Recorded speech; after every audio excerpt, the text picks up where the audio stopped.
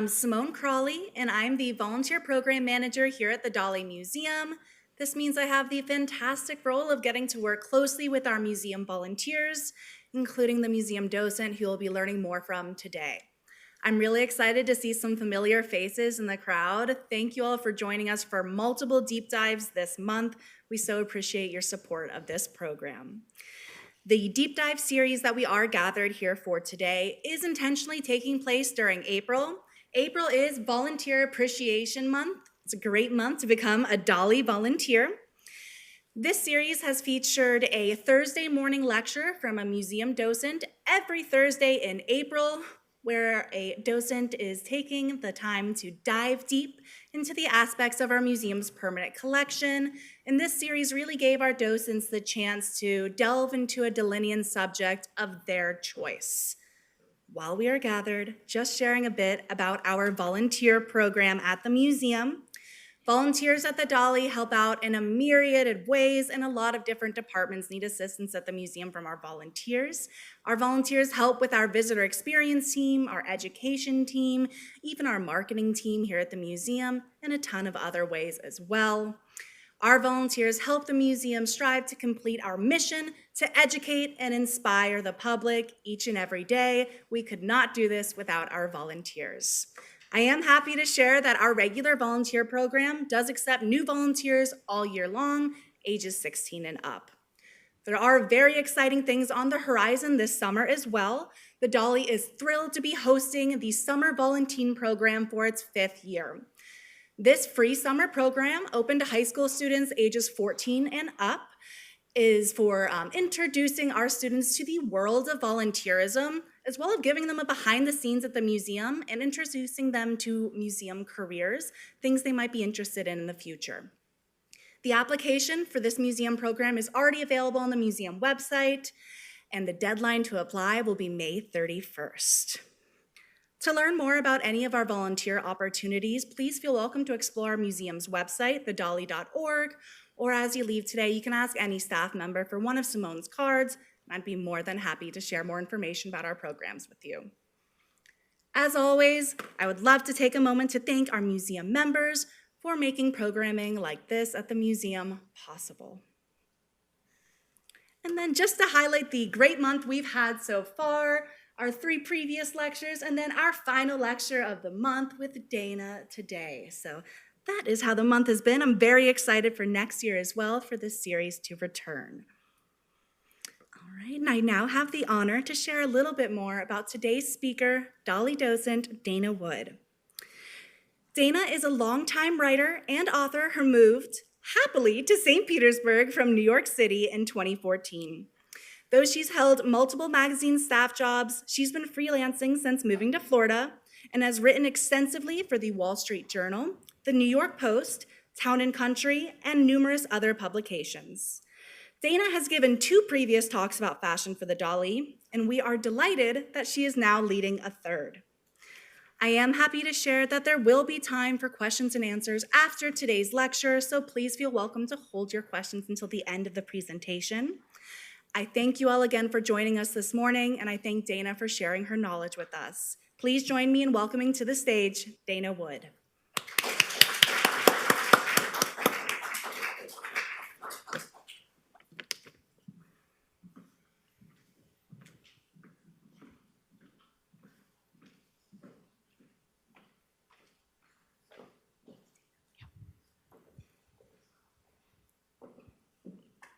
Hi, people. Am I mic'd up? Yeah. Hey, hi. Okay, let's get rolling. I'm going to issue a couple of upfront disclaimers. One, I might be looking at my notes a little bit. I don't know anything about PowerPoint, so I didn't put the notes over here on the side like you're supposed to. It would have been so much smarter if I had done it that way. Yeah, and the other thing, if Peter's in the room, I might get a Dalí factoid wrong here and there, and I'm so sorry about that, but it's been almost 10 years since I took the docent training program, so. Okay, off we go. So I've given 2 other talks here about fashion at the Dalí, and both were in conjunction with fantastic shows that were going on at the same time. The first was centered around our gorgeous show of Horst photographs, and Horst P. Horst, and that was his name, was a German-American photographer who he was famous for his meticulous lighting. He used a lot of black and white imagery. A lot of his work was very erotic, especially given the time frame. He's just considered like a towering master of fashion photography. So we had a really gorgeous show. So my idea for the talk that I gave, which I called Sons of Horst, was about photographers who owed a debt to Horst. Their styles was very kind of reminiscent of his. Like, for instance, Bruce Weber, the American photographer who did all the Calvin Klein advertising back in the 80s. Like, if you were in New York at all at that time, like the giant billboards with, like, you know, the undies shots or whatever, they were just really gorgeous. So that was the gist of that first talk that I gave. The second was tied to our Schiaparelli show in 2017, which was so stunning, and I learned so much about Schiaparelli through that show. But when Peter asked me to give a talk about that, I was thinking, you know, what more could I add to this conversation? And so I did definitely dive really hard into Schiap's life and her work and why she's considered so important, but also, you know, to talk about the revival of the House of Schiaparelli, because it was really going on at that time. You know, during Schiap's lifetime, in the, you know, and basically after World War II, her house was shuttered. And so it was dormant for a couple of decades, several decades actually, but it was purchased not too long ago by this Italian fashion magnate. And they revived it. But the title of my talk, To Couture or Not to Couture, was basically about the struggle the House of Schiaparelli was having, initially figuring out, like, do they want to focus on ready-to-wear? Do they want to focus on, like, fast fashion? Or do they want to really, you know, be a couture house? And people use the word couture inappropriately a lot. It's a very specific term. There are all kinds of rules and regulations attached to couture.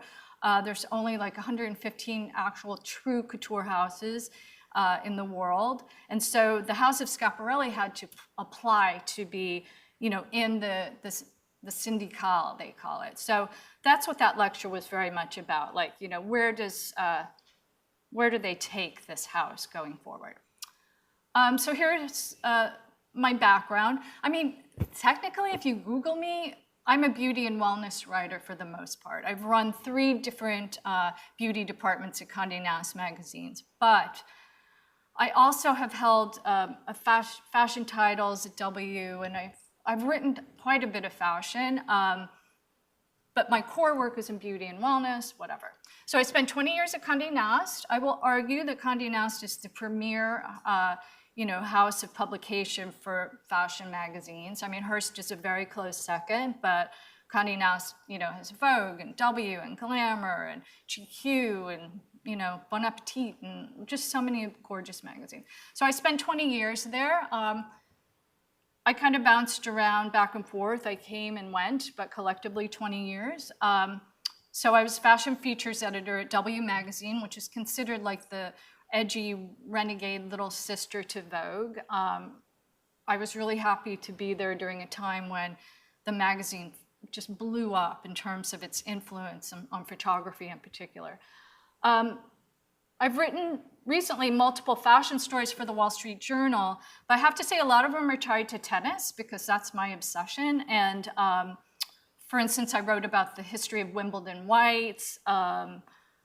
Then I did some other thing, or I like asked Venus Williams like questions like, why don't you guys ever wear sunglasses on the court? And then most recently, stupid me posted that I turned 60 like on Instagram, and then the journal asked me to write about dressing my age. So it was me and another writer who I've known for years, who's like in her 30s, so it's like 60s, 30s. Anyway, that was fun. And this last bullet point has been so amazing and rewarding. I'm the artist statement advisor for the Dalí's fashion design at the Dalí's annual student program. And I just help the kids. They're so talented, but these artist statements that they create with my help go on the website, but they also help them crystallize their ideas when they're talking to the judges, because that's a judged competition. And they need to be able to just kind of say, this was my inspiration, these were my materials, this is what I learned from this program. So I help them with that, and it's been super rewarding. And I have a couple of examples of the students' work in my talk, so you'll get to see some of that. So enough about me. So these are the big parts that I'll be talking about today. Dalí's deep fashion roots, his collabs with Schiaparelli, other things that he did connected to fashion, and then his own personal immense style. You'll see that none of this is like super linear. I kind of bounce around a little bit. Okay, his roots. So I just love this picture. It's Dalí lying on the mantle at Coco Chanel's house in the south of France. Let me see. So I have some great notes about this. So Dalí and Chanel met through mutual social circles in the 30s, and they became super chummy. And she inspired Dalí to create costumes for the ballet and opera, which was something that she was really personally into. So they collaborated on costumes for the ballet Bacchanal, as well as a ballet Russe production of Tristan Foo. In fact, during the Horst photography show, there were some really gorgeous images that he shot for Vogue of models in the Tristan Foo outfits that Dalí designed. So Chanel really got him into that. But she would invite him to Villa La Pausa to just kind of like come and just hang out and work. He painted two pretty important works there. The Endless Enigma from 1938, which is in the Reina Sofia in Madrid. And then also Apparition of the Face and Fruit Dish on the Beach, which is in the Wadsworth Athenaeum in Hartford, Connecticut. There were rumors that Dalí and Chanel had an affair, but I obviously have no knowledge about that. But I just love this picture, even though it's kind of blurry, of them just like sharing a smoke. And I wanted to, wait, he just looks really beautiful here, I think. Okay. Here's a magazine story, a page from a magazine story of Dalí attending a House of Schiaparelli show. So this is basically like nowadays when you see like all of these images on the internet, so-and-so's in the front row at whatever, Balenciaga, but this was like the old school version of like capturing which luminaries are at a particular fashion show. So now we're moving into this Schiaparelli piece of this presentation, which is really quite big. And I wanted to point out a couple of things here. One is this brooch that Schiaparelli is wearing. So Schiaparelli, she was descended from this family of basically Italian royalty and literally the Medicis. And she had an uncle who was really into astronomy. He discovered the canals on Mars. I have no idea how he did that, but so she too was into astronomy, but she was also very bothered by a grouping of moles that she had on her face. So she decided that they looked like the Big Dipper. So she decided to make a brooch that, in the shape of the Big Dipper, and just kind of like wear that physical flaw with pride. I also love the way Dalí looks in this photograph. He's super into tailoring at this point. He's got a double-breasted suit. That was his thing, double-breasted suits. He's like hyper-groomed. The mustache is getting to be like a kind of a little bit of a statement, but it's not like too wacky yet. Okay.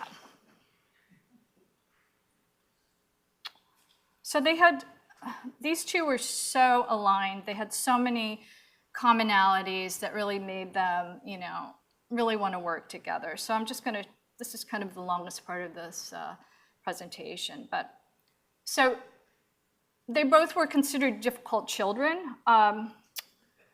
So Schiaparelli wrote a book of sexually suggestive poems as a young teenager, and her parents were so freaked out about it that they made her go to convent school. And then later on, she refused to marry this like cashed up count that her mother had picked for her. Instead, she made this other disastrous marriage that we'll talk about in a second. In terms of Dalí's being like a difficult child, we have lots of stories of him kind of torturing his nannies. He was raised by a succession of nannies. I mean, they had the money for them to be around all the time. And there was one story, I think this is true, Peter said that when he was a little boy, he decided to surprise one of his nannies with like leaving like a piece of poop somewhere. So yeah, so he tortured the nannies. Okay. And then later on, he deliberately got himself kicked out of art school in Madrid right before he was supposed to graduate. And the reason for doing that is that, you know, his father had no problem sending him to art school, but he didn't actually want him to be an artist. Like, he was afraid that Dalí would end up a starving artist, even though there was no way that was going to happen because Dalí was so talented. But in order to avoid his fate of becoming, you know, an art professor, Dalí got himself kicked out of school. Okay, attention-seeking in dangerous ways. Schiaparelli once tried to float from the second story of her palazzo in Rome with an umbrella. Like, I'm surprised she didn't break every bone in her body. And then she also literally planted seeds and possibly dirt in her ears and her nose because she was self-conscious when she was growing up. She didn't think she was attractive. So she figured, oh, if I grow like flowers on my face, like I will be so much more beautiful, which is very, very bizarre because Dalí later on uses flowers as a stand-in for women's faces. And, you know, when they're like in peak bloom or whatever, that's like a really hot woman. And when they're like dead and dying, that's when the woman is getting older. So, all right. And then the way that Dalí kind of made himself seek attention, but in dangerous ways, is he threw himself down a staircase at school to get everybody's eyes on him, which is just very bizarre. Okay, penchant for personal reinvention. They were basically both doing that all throughout their entire lives. They both, you know, adapted to the times. They were really into shape-shifting. Schiaparelli turned herself into this absolutely incredible businesswoman. She had no problem mass marketing her merch. She's considered the first designer as brand. Yeah, so apparently, there's a story that she spotted from the window of her palazzo in Rome, like a very chic woman walking a leopard on a leash. And she said, you know, that's the kind of glamour I want for myself personally. And Dalí, as we know, he's really dialed into pop culture, and he did everything he could to stay relevant and to make sure he was photographed with like whoever the it person of the day was. I mean, you know, it ranged from like Harpo Marx all the way to Françoise Hardy. But he was always learning and moving in artistic directions. Born financially comfortable, but encountered many woes as adult. Yeah, so Scap married some guy who was like a total con artist who she'd known all of like a number of days or something. So they blew through her dowry and she had to divorce him, and that was just very bad. I mentioned that Dalí got kicked out of school, so that made things tumultuous with his dad, so he kind of had to fend for himself. Embraced truthiness in their autobiographies. They both were very like, they never let the truth get in the way of like a really good story. So it's not like their autobiographies are like out and out lies or something, but they definitely like embellished and made stuff sound a lot, more dramatic than it was. Fluent in multiple languages. Scap spoke Italian, French, English, and German. Dalí spoke Spanish, Catalan, French, and English. Allergic to the status quo is pretty self-explanatory. And then there were huge, what I call people collectors. I don't want to say they were social climbers because they were bringing so much to the party. But they definitely like to surround themselves with people who are famous in their fields and or rich. They wanted to be challenged and elevated. They wanted to surround themselves with people who made them think. But it also didn't hurt if someone had a lot of money and could buy their work, and become a benefactor of some form. They both had incredible, incredible work ethics. I mean, Dalí, we have 2,000 plus works here at this museum, another 2,000 plus works at our sister museum in Spain, another, God knows how many in private collections in other museums around the world. Recently, for the last student fashion show, the judges were gifted a catalog raisonné of all of Dalí's work, and I was like, oh my God, I couldn't believe all of the work that I had no knowledge of. So he was just incredibly prolific. Same with SCAP. I mean, when I was researching my SCAP talk from a few years ago, I saw that she was really into making her own kind of like super elaborate buttons. So I just punched in like Schiaparelli buttons into Pinterest, and like so many examples came up. I mean, she was just working all the time. Okay, off we go. So here's the covers of their autobiographies, which are still like great reads to this day. Like, because they're kind of, truthy, they're just really exciting books. Here they are in their kind of like dueling time covers. Dalí's was, Schiaparelli's was first in 1934 when she was 44 years old, and Dalí's was in 1936 when he was 32. This is an element from our SCAP show that shows the level of like interaction, all the circles that they had that overlapped. So here are some of the humans that they had in common.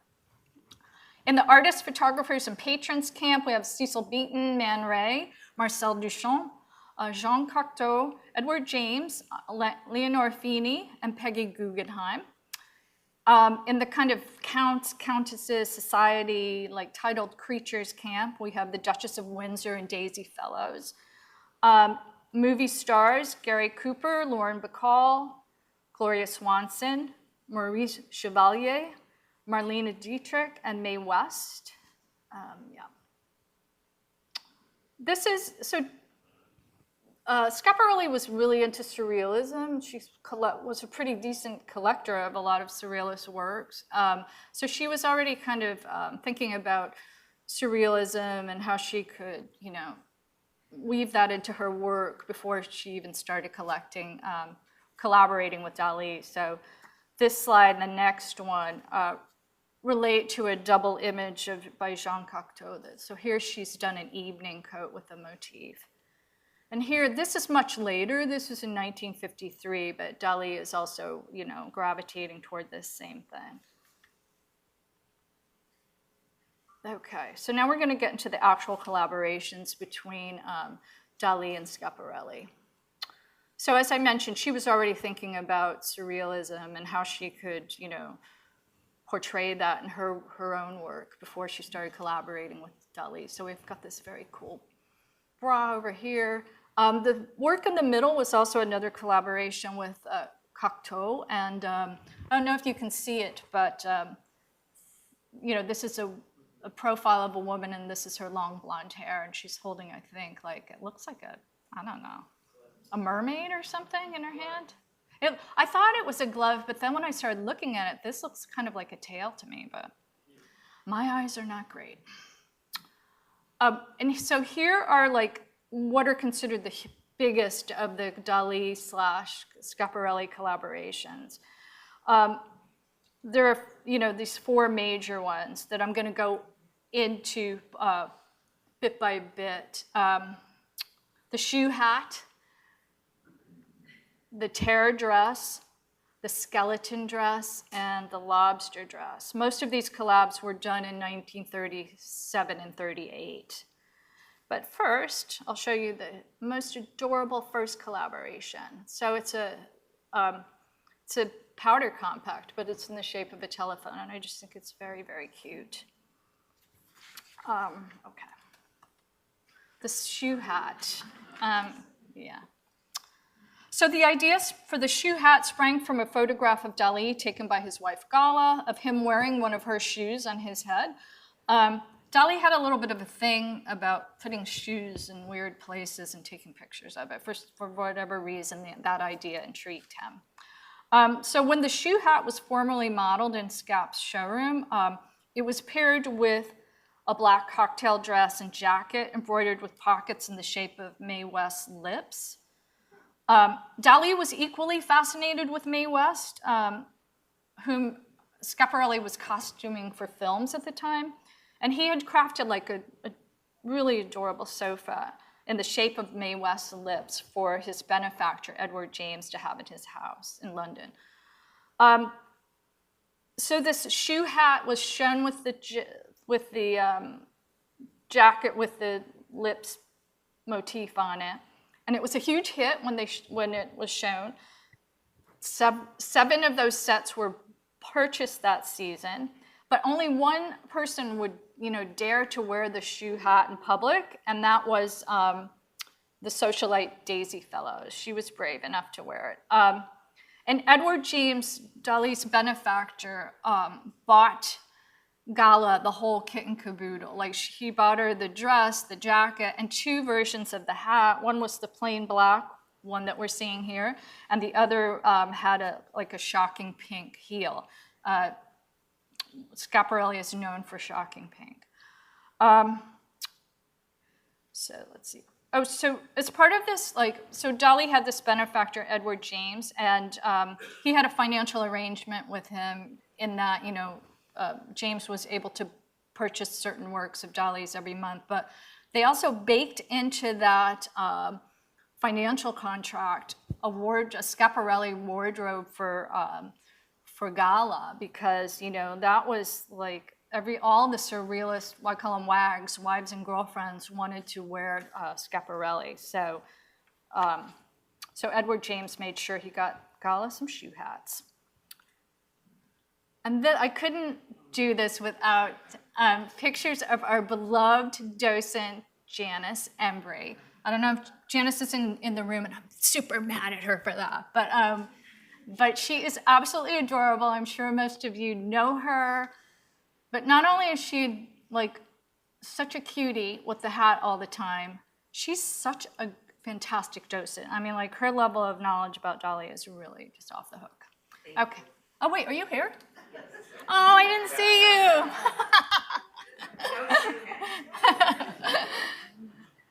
Okay, so,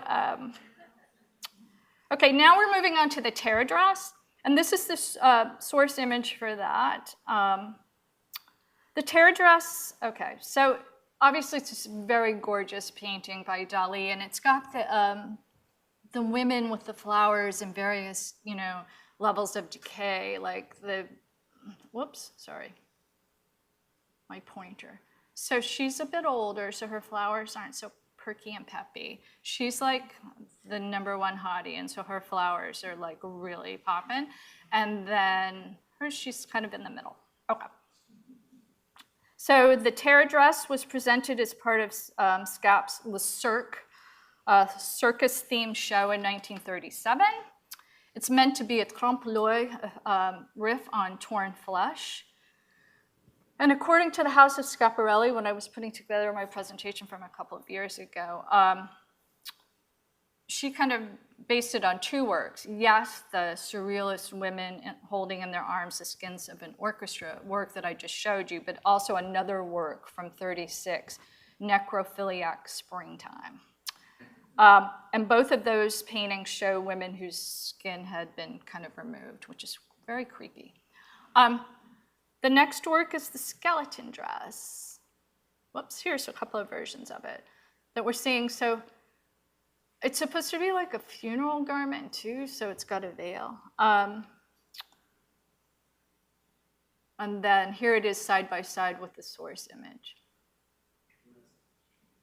And here is from one of our student designers from the 2023 show, a different take on the same work. She is nodding to this lady right here on this instrument she's holding in her hands. It's like a mashup of a violin and a cello, I think. I don't even know how to say it, violoncello. but I mean, it's just so cool the way she did this. And I don't know, I was very impressed with that. So I just wanted to show that to you because it's from the same, I wanted to show that to you as an example of way these kids just take a Dalí work and make it their own. Okay, next up is, we're gonna move into the tear dress, and this is the inspiration for the tear dress. Okay.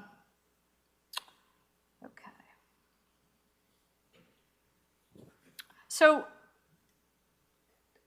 Dalí sent Schiaparelli a note that said, "Dear Elsa," let's back up, wait a second.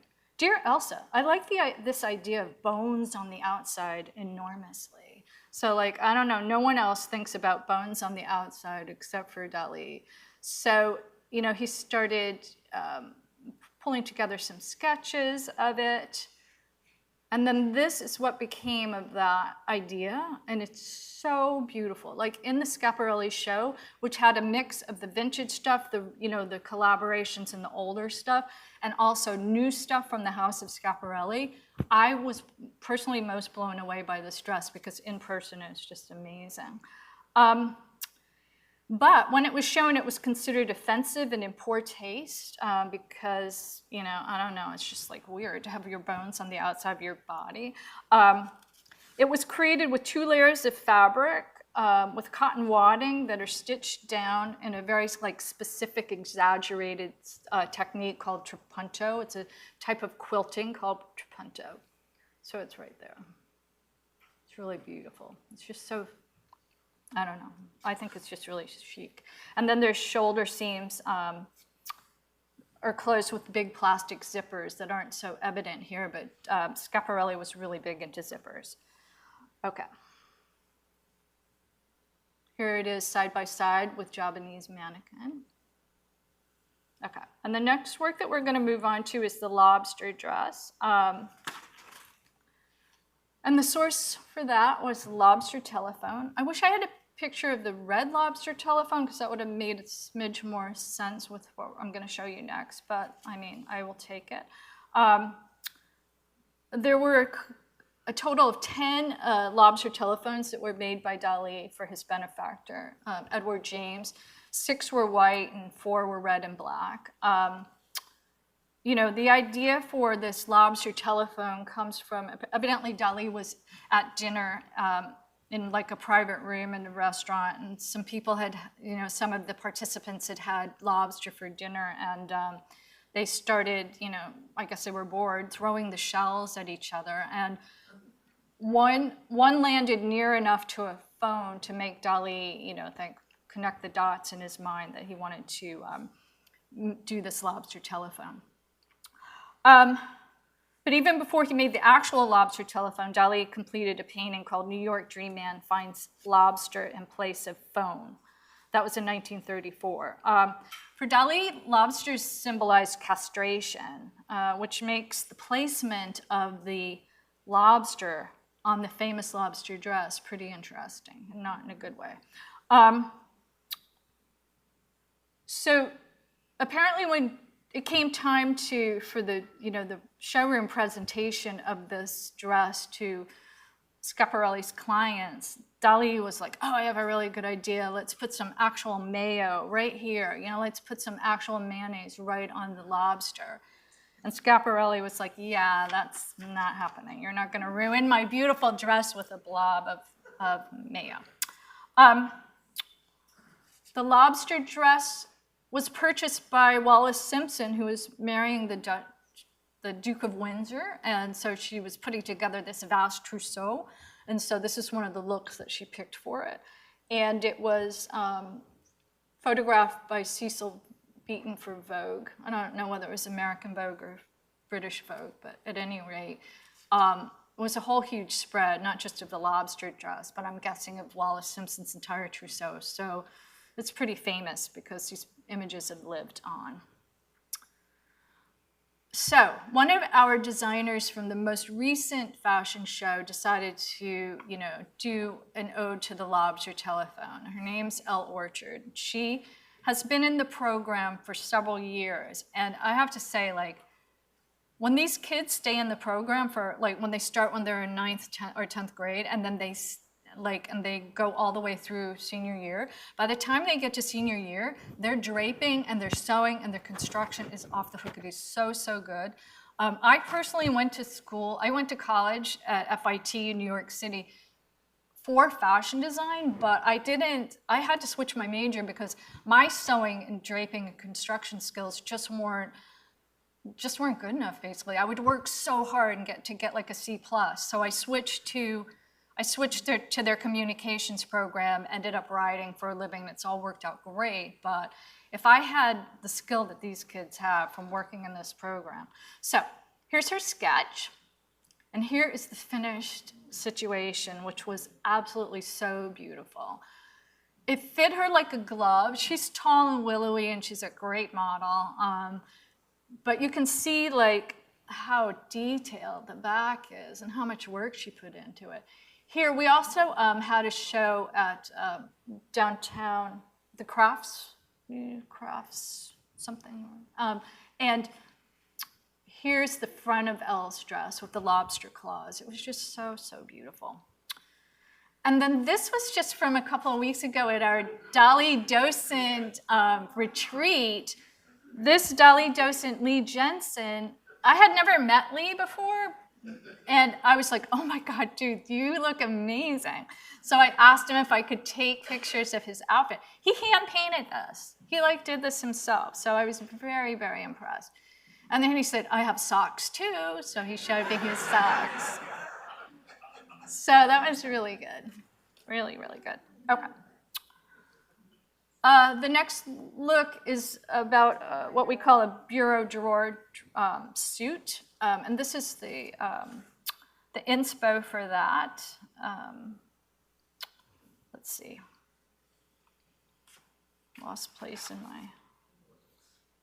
Oh, okay.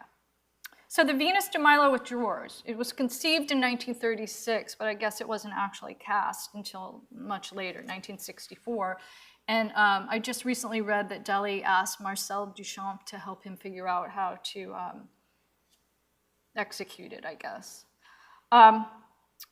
So Dalí was very enamored of the American/English phrase chest of drawers. That was something he had never heard of before. So he just thought it would be oh so funny to have a, chest of drawers. So yeah. So there are various incarnations of this, chest of drawers idea. Here's a sketch that he sent to Scab, and his is like a dress. It looks like a dress to me, but she decided not to do a dress, but to instead do a suit.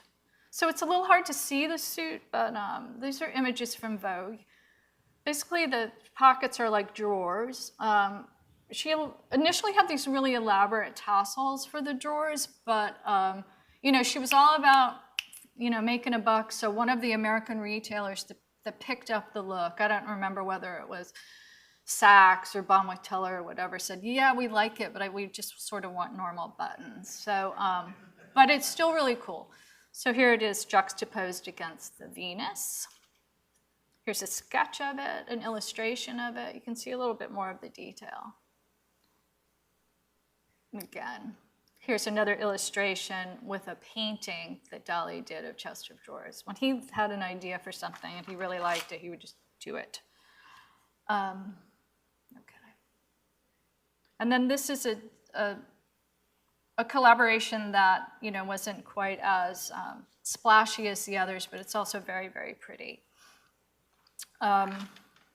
So this is, I don't know, I don't speak Spanish, so I don't know how, I would say tres picos, but I don't know, maybe the Spanish say tres picos. And this is the Schiaparelli, incarnation of it. It's just really beautiful dress from summer 1937. I got some of these slides from the Dalí. It says over here, ivory organdy with multicolored butterfly print. This to me, I'm wondering if it might have a pink underlay or something. To me, this is reading pink a little bit, but it's very, very pretty, I think. Okay. Here it is side by side with tres picos. And then this is one of the students' interpretation of the same work. This was from this year, Elsa Cusick. And here's her sketch for her look. And then this is the finished look. The Dalí had a guerrilla fashion show. I wasn't here for it, but the kids basically, like when the museum was open, went around in their looks that they had been working on and just kind of posed. So here's Elsa and her finished product. It's really beautiful. Okay. So he did a couple of other things, Mr. Dalí. I love this so much, the aphrodisiac dinner jacket. It's so over the top. I found this about it. Dalí included this work in his window display for Bonwit Teller department store in New York, and described it in The Secret Life of Salvador Dalí as my famous aphrodisiac coat, consisting of a black dinner jacket to which attached were 88 liquor glasses filled to the brim with crème de menthe, and a dead fly and a cocktail straw in each glass. So he showed this for the first time at an exhibition of surrealist objects in Paris in 1936. And at the time, Dalí personally identified this jacket as a thinking machine and a new category of surrealist object. Here we have Dalí sporting like a wine goblet version of the aphrodisiac jacket.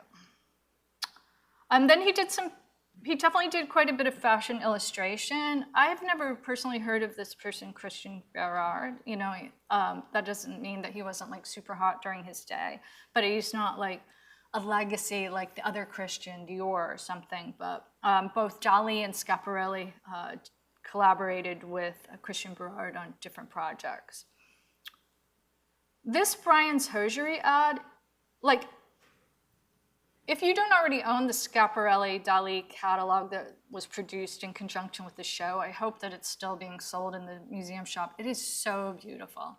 And in that catalog, there's a quartet of these Brian's Hosiery ads, and they're so elaborate and they're so beautiful. So this is just one of them. There's so much detail. You've got Dalí's famous elephants here, different creatures, butterflies, this kind of sexy girl here. And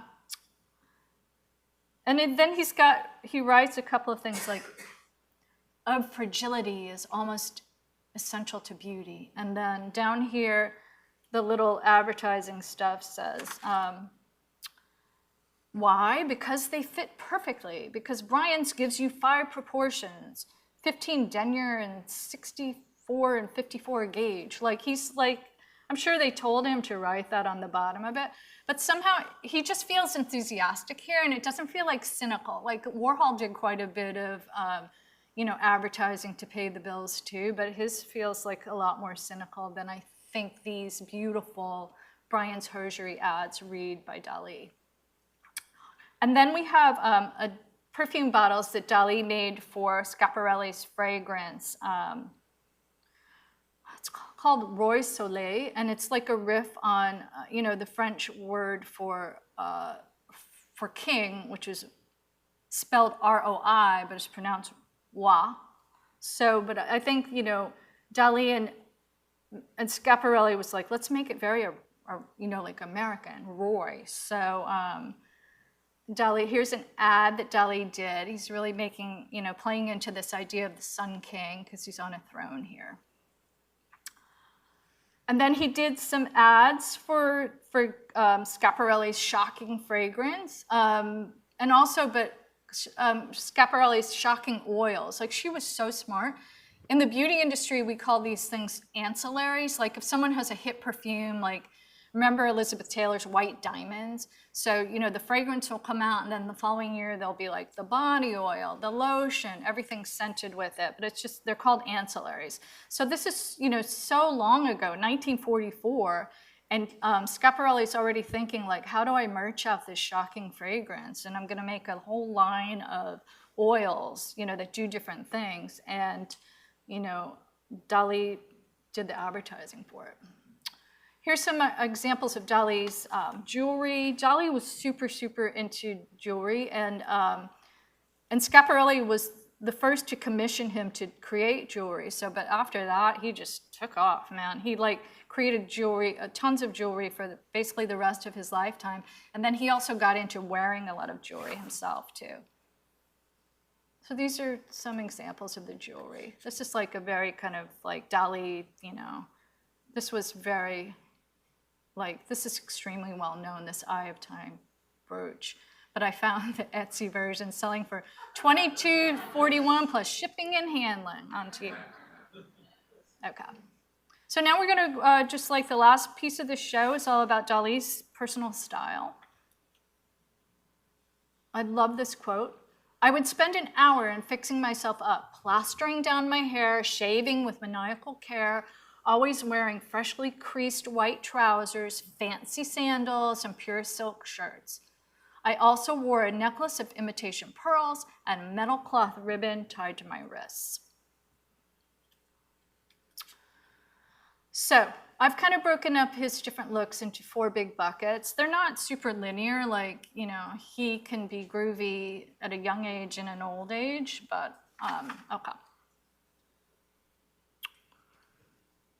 The first part is like when he's really young, and there's 2 self-portraits. The first one, they're both from the same year, 1921, so he was 17. He was either on his way into San Fernando Academy or, you know, he had already just started. So he's kind of finding himself, finding his look. The one over here on the left is, it's very dramatic and affected. Apparently he had borrowed a bunch of theater props from friends so that he could like trick himself out to look like what he thought a cool art school guy would look like with the pipe and everything. Over here, this one's self-portrait with Raphaelesque neck. I found a good quote about it. So Dalí really revered the 15th century Renaissance painter Raphael. So here's what he had to say about this self-portrait. I had let my hair grow as long as a girl's, and looking at myself in the mirror, I would often adopt the pose and the melancholy look which so fascinated me in Raphael's self-portrait, and whom I should have liked to resemble as much as possible. I was also waiting impatiently for the down on my face to grow, so that I could shave and have long side whiskers. As soon as possible, I wanted to make myself look unusual, to compose a masterpiece with my head. So he's like already thinking, like, how do I present myself in the most dramatic way fashion? And here we have, in the early years of Dalí's, you know, courtship and marriage with Gala, they dressed alike a lot. Here they're in like these pants. They look like women's pants to me. So there's an almost like scary level of twinning going on here between these 2 looks. And the next, I say peep the boy pearls. They're not actually, you know, obviously pearls. They look like wooden beads, but they're serving pearls. They feel like pearls. And that, you know, it's a nod back to that quote that I kicked off the section with. I wore a necklace of imitation pearls. Here he's showing some skin. There's these, the freshly creased white trousers and pure silk shirt that he mentions in that quote that set off the section. But he's like he's just extremely handsome in his younger years, in my opinion. And here we move into what I call the bougie era. And Dalí and his wife Gala are, you know, in their full-length fur. What's on her hat? I don't know. Good Castillon. It just looks like, I don't know, it looks like little pom-poms of some sort. Okay. Yeah. Okay. I didn't know if it was a door hat. No, it might be. So here's a close-up of the, from the same time. So for people who really know men's fashion, Dalí was considered like a master at layering, tasteful layering. Here he's wearing these high-waisted pleated trousers, wool trousers. He's got a window pane check shirt on with a striped tie. Then, you know, like this, it's satin, so there's texture with the tweedy jacket against that, and then the fur. you can't see it because the photo is cropped, obviously, at the bottom, but he's got like super shiny wingtips on. So he's just like super groomed, super tailored, and he looks amazing. Here he's older, but he's still like going for this like striped suit look. Yeah. The walking stick, he was often with a walking stick in his later years. Okay. Here, there's like layers and layers of texture here. The velvet jacket, the silky vest underneath it, the tie. I mean, there's just a lot going on here. You know, he's letting his grooming go, which I don't think was like a really probably great idea. But you know, he's just living his life. Whoops. Here we have a return to fur with a leopard shawl collar coat and this kind of Russian cap. There's also like a skull motif right there on the tie. So he was always looking for ways to like bring some, you know, some zhuzh into whatever he was wearing. Now we're going into the, I don't know, unfortunate era of like when he was really tapping into the 70s. And this, you know, he had many, many caftans in his wardrobe at this point. And here, if you look closely, it looks like he's got two shirts under the caftany thing. Like it looks like there's a white shirt and then like this denim shirt on top of it. So he's like layering, he's still layering, but it's, you know, it's just so over the top. And then this beaded eagle, I think, thing.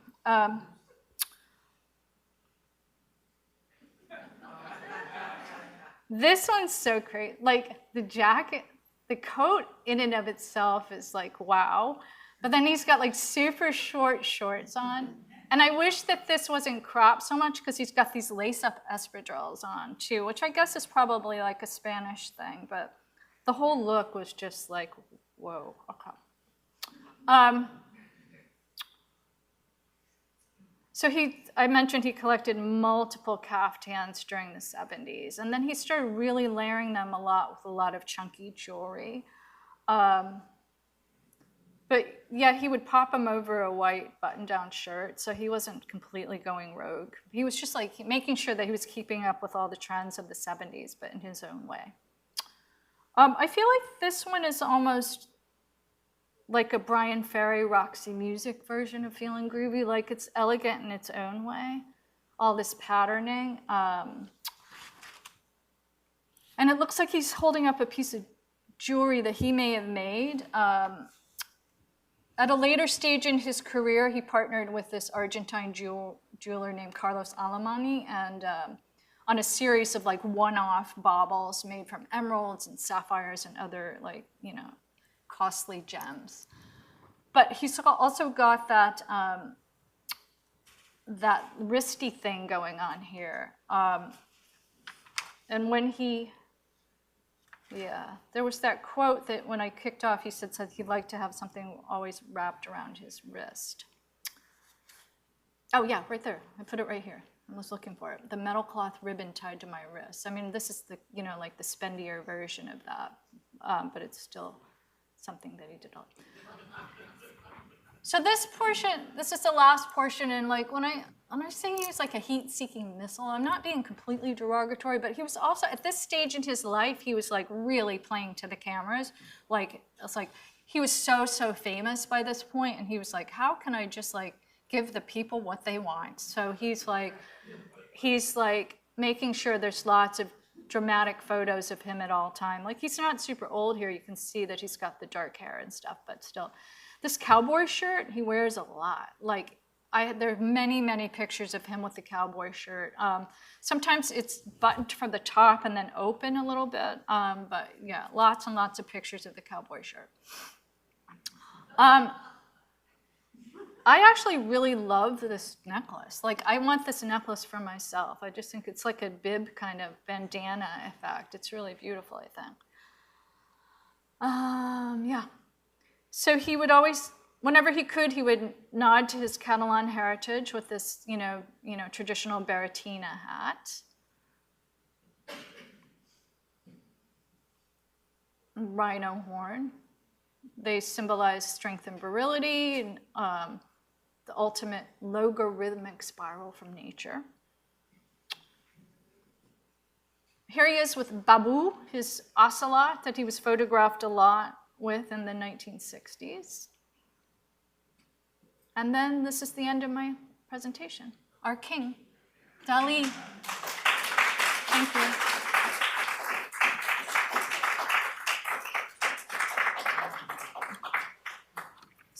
Thank you so much, Dana. I'm happy to share that we do have some time for questions and answers today. I am going to be coming around with the microphone. There we go. This is just so that all of our guests that are watching online can hear your questions as well. Ready for Q&A? Sure. I have a question. All right. How did it wind up that Schiaparelli donated so many of her dresses, it looks like, to the Philadelphia Museum of Art? Oh my God. Peter, is Peter still here? I don't know the answer to that. I know, neither do I. I don't. She's responsible, or the collector is responsible. Shoot. But we will say that they were incredibly helpful in helping us pull together a really knockout show. But I don't know the answer to that question. I'm sorry. Anything else?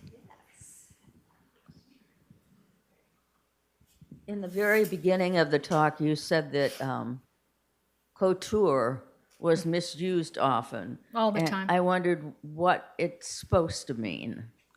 Well, it's a very specific level of tailoring, and you have to hit certain marks. I mean, the garments are often made by hand. They take months and months to make. There's a very specific society that you have to apply to get into called the Chambre Syndicale, I think. It's based in Paris.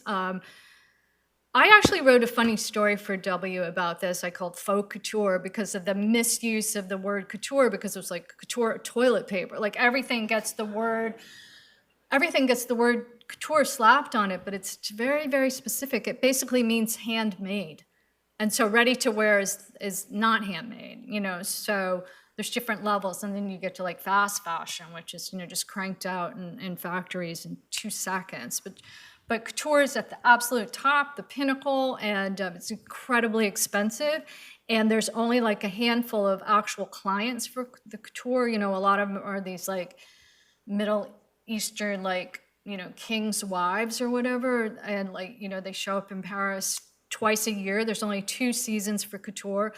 Unlike ready to wear, there could be like up to 4, but for couture, it's winter and fall, and winter and summer, and that's it. So it's very, very specific, and people misuse the word a lot. It makes me mad. Coming over to you, Jan.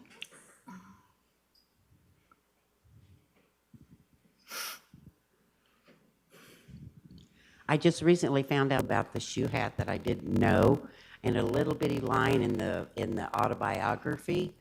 When he was a little boy, he stole one of his teacher's slippers and put it on his head when he was playing, and so it went all the way back to when he was a kid. Okay. And I don't know if you'd mind me making a comment about the Venus de Milo with drawers. Please. Okay, I had an 8-year-old that made her own interpretation of it, and she shared with the group everything that we shared with her. She said, the door coming out of her head is like the key, unlocking your subconscious. And she said the door is coming out of your body. She said, out of the body, she said, when you get to be a big person and you start having problems, you have to go to see a psychotherapist, and he has to pull all that information out of you.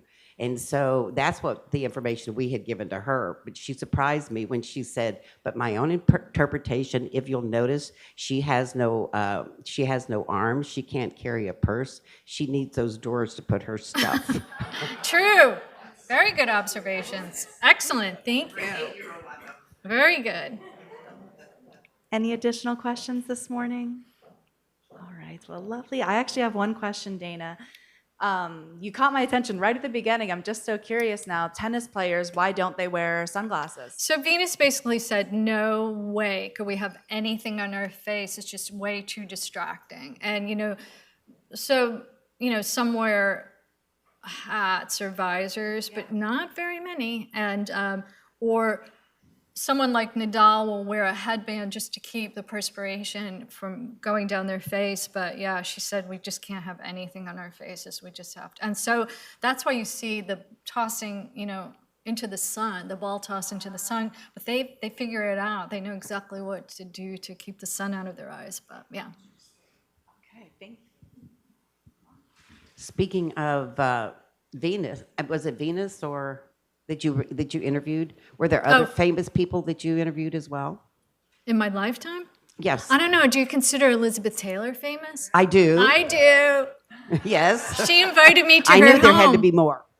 She invited me to her home in Bel Air to talk about her perfumes. Yeah, it was just magical. It was just so much fun. Yeah, I've interviewed quite a few famous peeps. Yeah, I'm not like a celebrity writer. I could never do that. I don't think that would be fun. But in the course of my work writing about fashion or beauty, and I have definitely interviewed a lot of celebs. Well, thank you so much for sharing with us this morning, Dana, and thank you all for joining us for this volunteer program series. Have a great rest of your day.